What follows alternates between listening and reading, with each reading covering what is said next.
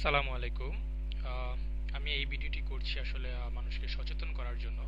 কারণ একটু আগে আমি একটা নতুন হ্যাকিং এর ওয়ে দেখলাম, যেটা আমি এর আগে কখনো দেখিনি। তো ভাবলাম যে এটা মনে হয় সবাইকে বলা উচিত বা সবাইকে জানানো উচিত। কারণ হ্যাকিং এর ওয়েটা একটু ভিন্ন ধরনের, যেটা সাধারণভাবে বোঝা একটু কষ্টকর।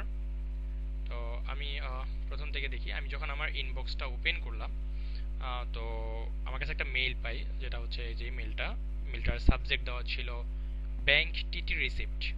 তো সাধারণত আমরা যারা ফ্রিল্যান্সিং করি তারা কিন্তু এই ধরনের মেল ওপেন করব, কারণ আমরা বিভিন্ন ধরনের ব্যাংকের সাথে আমরা কি বলে এটাকে আমাদের যোগাযোগ থাকে, বা আমাদের এই ধরনের মেইল আমরা ইম্পর্টেন্ট মনে করি, কারণ আমাদের ব্যাংকের সাথে যোগাযোগ আছে, বিভিন্ন ধরনের কার্যক্রম করে থাকি।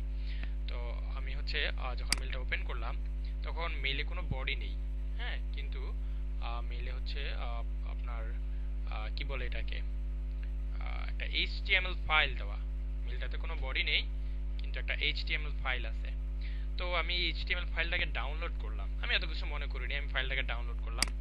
তো ডাউনলোড করার পরে আমি যদি ফাইলটা ওপেন করি, আচ্ছা, তো একটা এইচটিএমএল ফাইল সাধারণত কিন্তু ওয়েব ব্রাউজার দিয়ে ওপেন হবে।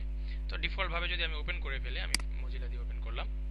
ওকে, তখন দেখেন এখানে কি ঘটলো। বলতেছে যে আমার গুগল অ্যাকাউন্টটা সাইন আউট হয়ে গেছে, এক্সপায়ার্ড হয়ে গেছে, এটাকে আবার সাইন ইন করার জন্য। তো আমি ওকে দিলাম।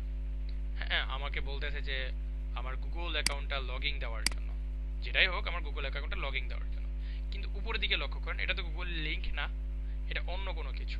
তার মানে এটা একটা নতুন ফিশিং ওয়ে, যেটা সচরাচর আমরা কেউ বুঝতে পারবো না। আমি যদি এখানে কোনো মেইল না দেয়, আমি প্রমাণ দিচ্ছি, আমি এখানে কোনো মেইলই দিলাম না, কোনো অ্যাড্রেসই দিলাম না, এটা তো গুগল অ্যাকসেপ্ট করার কথা না। আমি এখানে একটা পাসওয়ার্ড দিয়ে দিলাম হাবিজাবি। ওকে, তো আমি এখন এটাকে যদি সাইন ইন এ ক্লিক করি, দেখবেন এটা অ্যাকসেপ্ট করবে, বাট গুগলের এটা অ্যাকসেপ্ট করার কথা না। আমি সাইন ইন ক্লিক করলাম,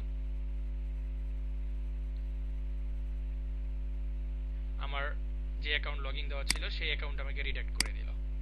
টেকনিক্যালি দেখেন, তার মানে আমি ওই জায়গায় যে ইউজার নেম পাসওয়ার্ডটা দিলাম ওই ফাইলটাতে, সেটা মূলত ছিল আহ, একটা হ্যাকিং ওয়ে। আমার ইউজার নেম ওইখানে যে পাসওয়ার্ডটা দিছি সেটা অন্য কোথাও চলে গেছে। তো আমি একটু এটাকে একটু ব্রিফলি ক্লিয়ার করার চেষ্টা করি। আমি এটাকে ইন্সপেক্ট করে নিলাম।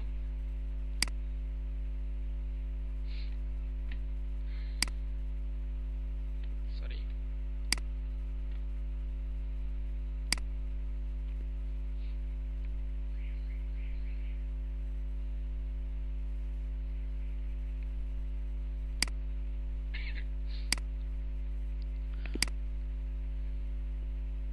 ওকে, আমি এটাকে ইন্সপেক্ট করে নিলাম। এখন আমি দেখি এটা আসলে অ্যাকশন ফর্মটা কোথায় দেওয়া।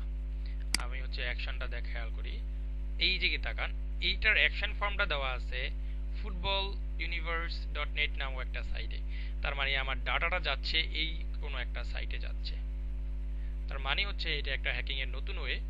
আর এটা আমি এর আগে কখনো দেখিনি, তাই ভাবলাম যে এটা মনে হয় সবাইকে জানানো উচিত, কারণ বিষয়টা একটু ডিফারেন্ট। আমরা সচরাচর এই ধরনের এইচটিএমএল ফাইল পাঠায় কেউ আমাদের হ্যাকিং এর জন্য ডাকে না, একটা লিংক দেয়, আমরা লিংকে যখন দেখি ইউজার নেম পাসওয়ার্ড চাই আমরা বুঝে যাই।